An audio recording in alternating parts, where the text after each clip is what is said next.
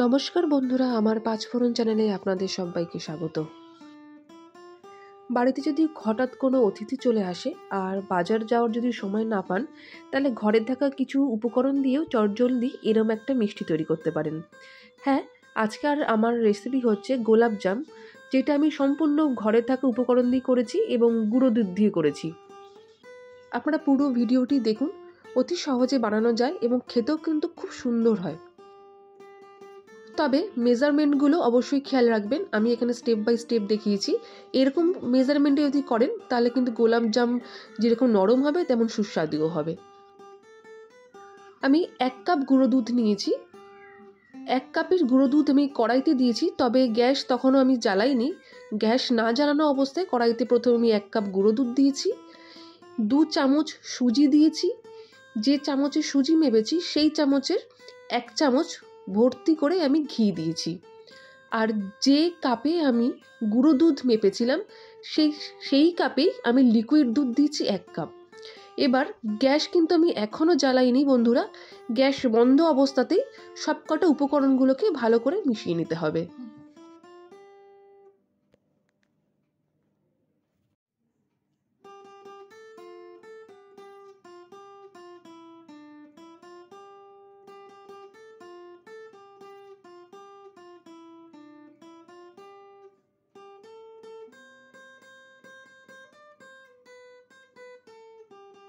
দেখতেই পাচ্ছেন গ্যাস আমি না জ্বালিয়েই ভালো করে সবগুলো মিশিয়ে নিলাম। এবার আমি গ্যাসটা জ্বালিয়ে নিচ্ছি। গ্যাসটা জ্বালিয়ে অনবরত একটা স্প্যাচুলা দিয়ে নাড়তে থাকতে হবে। অবশ্যই খেয়াল রাখবেন গ্যাসটা কিন্তু মিডিয়াম টু লো হিটে থাকবে, একদম হাই হিটে দেবেন না, অনবরত নাড়াতে থাকবেন।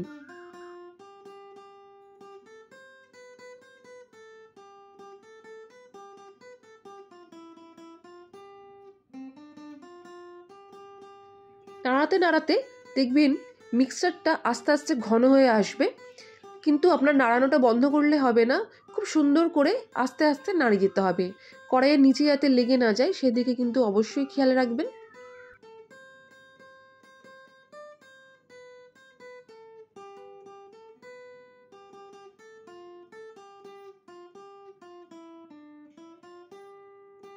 দেখতেই পাচ্ছেন কত সুন্দর ঘন হয়ে এসছে, তবে এটা আরও গাঢ় করতে হবে।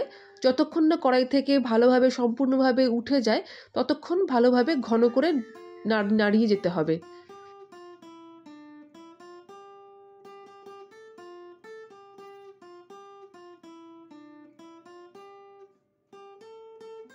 দেখুন খুব সুন্দর একটা ডো তৈরি হয়েছে। আমি কিন্তু গ্যাস মিডিয়াম আঁচেই রেখেছি। এরপর আমি গ্যাসটা বন্ধ করে ঠান্ডা হতে দিলাম। এরপর আমি অন্যদিকে আমি শিরা তৈরি করে নিচ্ছি। এখানে আমি দিয়ে দিয়েছি 1 কাপ চিনি এবং 1 কাপ জল। যে কাপে আমি দুধ মেজারমেন্ট করেছিলাম সেই কাপে কিন্তু আমি মেজারমেন্ট করে দিয়েছি। আর দিলাম একটু রং হওয়ার জন্যে কেসার, 2টো এলাচ ভেঙে দিলাম, আর দিলাম 1 চামচ মতন গোলাপ জল। এই চিনির রসটা খুব ঘন হবে না, মোটামুটি চিনিটা গলে যাওয়া অবধি 1 ফুট দিয়েই বন্ধ করে দিতে হবে। আমি একটু অসুবিধার জন্যে মেজারমেন্টটা দেখাতে পারলাম না, তবে আমি আপনাদেরকে বলে দিলাম এই চিনির রসটা কিন্তু পাতলা হবে, তাই আমি 1 কাপ চিনি আর 1 কাপ জলই নিয়েছি এই চিনির রসটা বানানোর জন্যে। আর কাপের মেজারমেন্টটা হচ্ছে যে কাপ দিয়ে আমি দুধ মেপেছিলাম সেই কাপ। দেখতেই পাচ্ছেন ভালো করে চিনিটা গলা অবধি একটুখানি জাল করেই নামিয়ে দিতে হবে, যাতে কোনো চটচটে আঠালো রস না তৈরি হয়।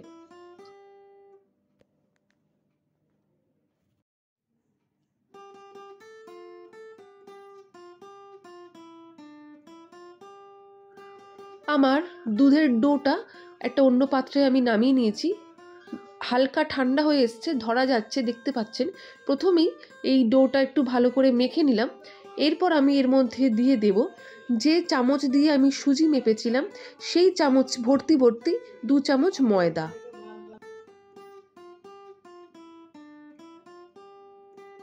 চামচ ময়দা দেওয়ার পর আমি এখানে দিয়ে দিচ্ছি সেই চামচের মাপেরই হাফ চামচ মতন বেকিং সোডা।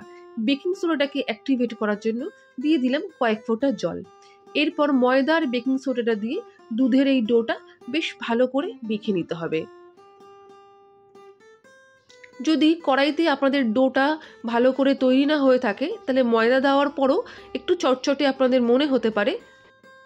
যদি 2 চামচ ময়দা দিয়েও চটচট মনে হয় তাহলে আপনারা ময়দার পরিমাণটা 2 চামচ না দিয়ে সেখানে 3 চামচ দেবেন। দেখতেই পাচ্ছেন ময়দা দিয়ে বেশ সুন্দর আমি মেখে নিয়েছি। কি সুন্দর একটা ডো তৈরি হয়েছে। ঠিক এরকমই একটা ডো তৈরি হবে যাতে প্লেট থেকে এবং হাত থেকেও চটচটে ভাবটা ছেড়ে যায়।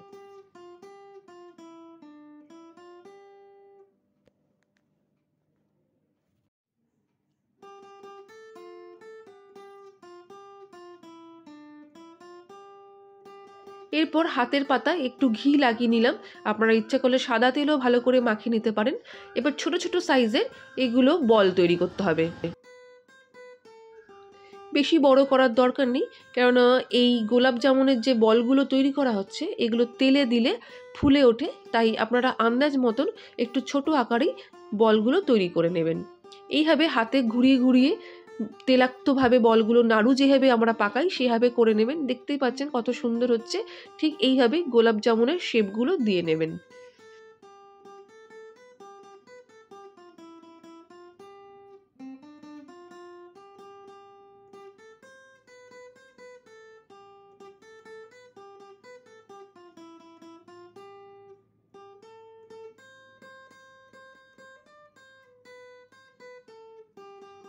আমার এখানে সবকটা গোলাপ জামুনের শেপ রেডি হয়ে গেছে। কয়েকটা ছোট বড় হয়েছে, তাই আপনারা কোনো মেজারমেন্ট চামচ থাকলে সেইটার সাহায্যেও সমান মাপের গোলাপ জাম তৈরি করে নিতে পারেন। এরপর আমি কড়াইতে দিয়ে দিয়েছি সাদা তেল।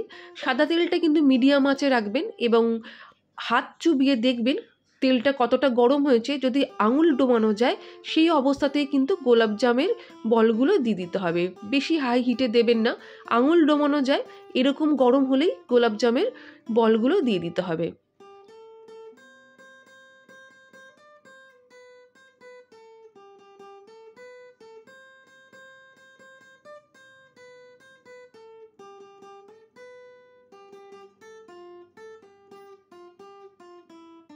গ্যাসের আঁচ কিন্তু মিডিয়াম টু লো রাখতে হবে, একদম হাই ফ্লেমে রাখবেন না। এইভাবে আলতো আলতো হাতে ভালো করে নাড়াচাড়া করে দিতে হবে। প্রথম বলগুলো আমি খানিকটা নাড়াচাড়া করে দেওয়ার পর বাকিগুলো আস্তে আস্তে আমি দিয়ে দিচ্ছি।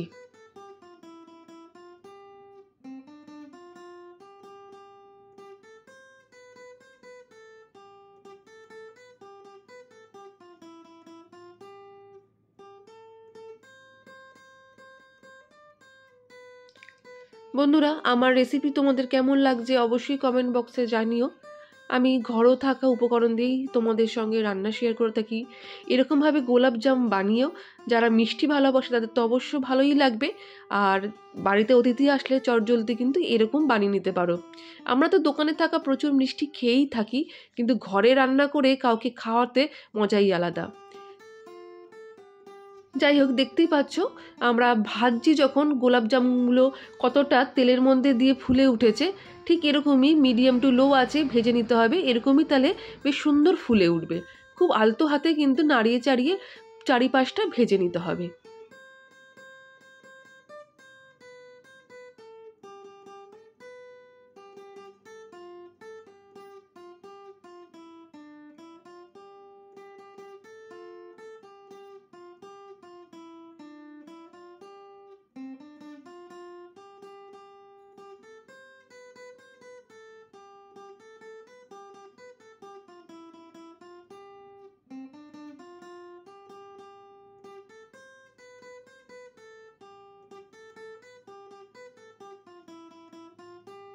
একটু ধৈর্য ধরে ভাজতে হবে, কারণ এইটা ভাজতে মোটামুটি 15 থেকে 20 মিনিট কিন্তু সময় লাগবে। এক পাশ হয়ে গেলে একটা চামচ বা একটা স্প্যাচুলার সাহায্যে আলতো করে গোলাপ জামের বলগুলো উল্টে পাল্টে দিতে হবে। এরমভাবে দিয়ে দিয়েই কিন্তু ভেজে নিতে হবে। দেখতেই পাচ্ছেন প্রথমে হালকা ব্রাউন হবে, তারপর ডার্ক ব্রাউন হবে। এরমভাবে ভাজতে ভাজতে গোলাপ জামের যে কালারটা আসবে ঠিক সেই কালার আসা অবধি কিন্তু নাড়িয়ে চাড়িয়ে ভেজে নিতে হবে।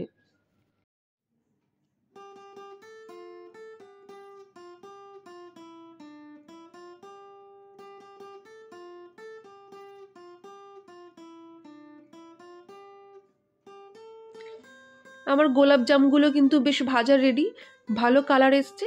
এরপর আমি এগুলোকে দিয়ে দেবো আগে থেকে যে চিনির শিরা আমি তৈরি করে রেখেছিলাম সেই চিনির শিরায়। চিনির শিরাটা কিন্তু আমি আগে থেকে ফুটিয়ে রেখেছিলাম, তবে ঠান্ডা হয়ে গেছিলো বলে ওইটাকে কিন্তু আবার আমি গরম করে ফুটিয়ে নিচ্ছি। আগে থেকেই আমি কিছুটা গোলাপ জাম দিয়ে দিয়েছি আর বাকিটাও আমি দিয়ে দিলাম। গরম শিরা থাকাকালীনই কিন্তু গোলাপ জাম যে গরম ভেজেই দিতে হবে, মানে চিনির শিরাটাও গরম থাকবে, আবার গোলাপ জামটাও ভেজে সঙ্গে সঙ্গে এই গরম চিনির শিরার মধ্যে দিতে হবে। আমি সবগুলো দিয়ে দিলাম আর এরপর দেওয়ার পর মোটামুটি 2-3 মিনিট আমি ফুটিয়ে নেব। ফুটিয়ে নিয়ে আমি গ্যাস বন্ধ করে চাপা দিয়ে রাখবো।